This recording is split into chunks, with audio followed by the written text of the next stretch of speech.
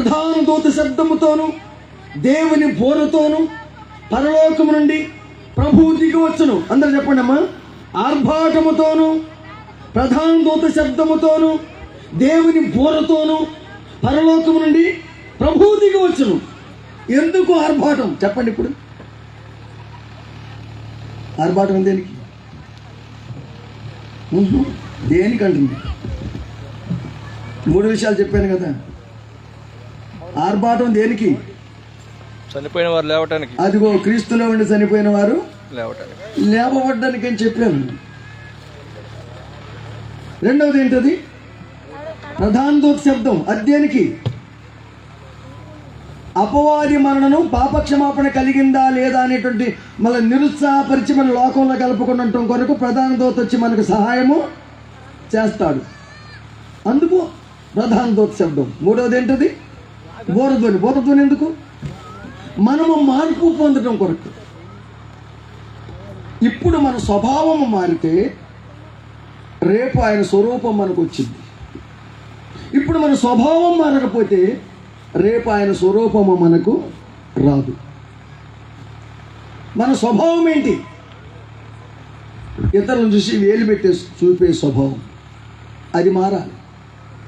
ఇతరులను చూసి పెదవిరిచే స్వభావం మారాలి.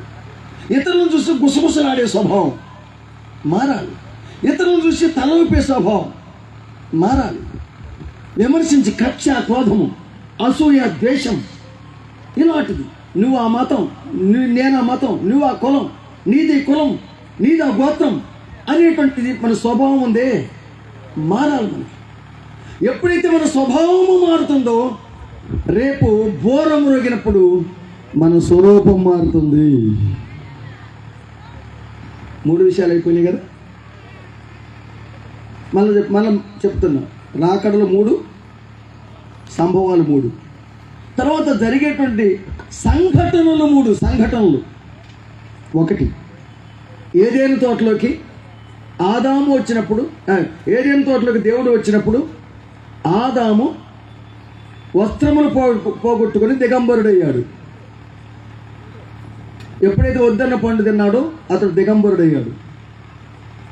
అలాగని యేసుక్రీస్తు తన సంఘం కొరకు మధ్యాకాశంలోకి వచ్చినప్పుడు మన ఆత్మ సంబంధమైన రక్షణ వస్త్రాలు, మహిమ వస్త్రాలు, పెళ్లి వస్త్రాలు, ఉల్లాస వస్త్రాలు, ఆసక్తి వస్త్రాలు, మన వస్త్రాలు లేని వారం అయిపోతామో ఏమో. వస్త్రములు లేక వారు దేవుని ఎదుటికి రాకుండా పోయారు. అమ్మా చెప్పండి, ఎందుకు వారు దేవుని ఎదుటికి రాలేదు? రేపు మహిమ వస్త్రాలు, రక్షణ వస్త్రాలు, ఉల్లాస వస్త్రాలు ఇవి లేకపోతే ప్రభు రాకడలో మనం ప్రభు రాకడికి ఆయన దగ్గరికి రాలేము కనుక మనం అలా దిగంబరులుగా ఉంటామో ఏమని భయపడి, ప్రభువా ఆదాము అని నాకు ఈ ఆత్మీయ వస్త్రాలు పోకుండా నా బ్రతుకుని జాగ్రత్తగా కాపాడుకోవాలని నిర్ణయం చేసుకోవాలి. ఇక రెండవది, మోషే షేనాయి పర్వతం నుంచి ప్రజల మీద దగ్గరికి దిగొచ్చినప్పుడు ఏం జరిగిందో తెలుసా? వారు ఒక బంగారముతో దూడను తయారు చేసుకొని మనలను ఐగుప్తు నుండి తీసుకొచ్చిన దేవుడైన యెహోవా ఇదే అని చెప్పి దూడకు పూజ చేస్తున్నారు. కాబట్టి వారు విగ్రహారాధికులు అయిపోయారు. ఒకవేళ యేసు ప్రభు వచ్చేసరికి మనం కూడా మన వస్త్రమే దేవుని కంటే ఎక్కువగా వస్త్రాన్ని ప్రేమిస్తే వస్త్రమే మనకు విగ్రహం అవుతుంది. దేవుని కంటే ఎక్కువగా మనము ఒక వస్తువుని ప్రేమిస్తే ఆ వస్తువే మనకు విగ్రహం అవుతుంది. దేవుని కంటే ఎక్కువగా మనము భార్యను ప్రేమిస్తే ఆమె ఒక విగ్రహము. దేవుని కంటే ఎక్కువగా మన భర్తను ప్రేమిస్తే భర్తే ఒక విగ్రహము. దేవుని కంటే ఎక్కువగా మన బిడ్డను ప్రేమిస్తే బిడ్డే ఒక విగ్రహము. తెలియని రీతిగా మనం దేవుని స్తోత్రములు. రేపు ప్రభు రాకడ వచ్చేసరికి మనము అలాంటి దేవుణ్ణి ప్రేమించకుండా ఈ లోకాన్ని, పనిని, ఉద్యోగాన్ని, వ్యాపారాన్ని, వ్యవసాయాన్ని, లేకపోతే మన సొంత కార్యక్రమాన్ని, బిడ్డని, భార్యని, భర్తని, మన ఈ వస్తువుని, వాహనాన్ని, వీటిని ప్రేమించి దేవుని ప్రేమలో తొలగిపోయి మనం ఆత్మ సంబంధ విగ్రహార్థికులు అయిపోతే ఆ మోషే వారి కొరకు తీసుకొచ్చిన నిబంధన పలకల్ని పగలగొట్టేశాడు. దేవుడు మన కొరకు ఏర్పాటు చేయబడిన ఆ దేవుని రాజ్యానికి మనం దూరమైపోతామేమో గనుక ప్రభువాన్ని వచ్చేసరికి ఆదాము వలె వస్త్రాన్ని పోగొట్టుకున్నట్టుగా నా ఆత్మీయ వస్త్రం పోగొట్టుకున్న దిగంబరుడుగా నేను ఉండకున్నట్లుగా సాయం చేయమని అడగాలి. మోషే పర్వతం మీద దిగి వచ్చినప్పుడు వారు విగ్రహార్థకులు అయిపోయినట్లుగా నీకంటే ఎక్కువగా మేము వీటిని ప్రేమించి మేము విగ్రహార్థకులుగా కాకుండా మాకు జయ జీవితం కలిగించి ప్రభు అని ప్రార్థన చేయాలి. ఇక మూడవదిగా ఏంటో తెలుసా అండి, పెళ్లి కుమారుడు వచ్చినప్పుడు 10 మంది కన్యకలు కొనికి నిద్రించింది. పెళ్లి కుమారుడు వచ్చేసరికి పెళ్లి కుమారుడు వస్తాడని దివిటీలు పట్టుకొని కూర్చొని ఉన్నారు. ఎంతమంది కన్యకలు? అందరు చెప్పాలండి.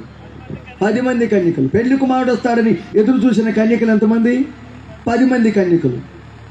అయితే 10 మంది కన్యకలు పెళ్లి కుమారుడు ఆలస్యం చేసేసరికి వారు ఎంతమంది కొనికి నిద్రించారు? అమ్మా ఎంతమంది? వాళ్ళు సరిగ్గా చెప్పట్లేదు. 10 మంది కొనికి నిద్రించారు పెళ్లి కుమారుడు ఆలస్యం అయ్యేసరికి. ఆ తర్వాత అర్ధరాత్రి ఇదిగో పెళ్లి కుమారుడు అతను ఎదుర్కొని రండి అని కేక వినబడింది. కేక వినబడేసరికి ఎంతమంది మేల్కొన్నారు చెప్పండి? 10 మంది మేల్కొన్నారు. ఆ లేచిన తర్వాత పెళ్లి కుమారుడు వచ్చేసరికి డ్యూటీ వెలిగించాలి. ఎంతమంది డ్యూటీ వెలిగించారు? 10 మంది డ్యూటీలు వెలిగించారు. అర్థమైందండి?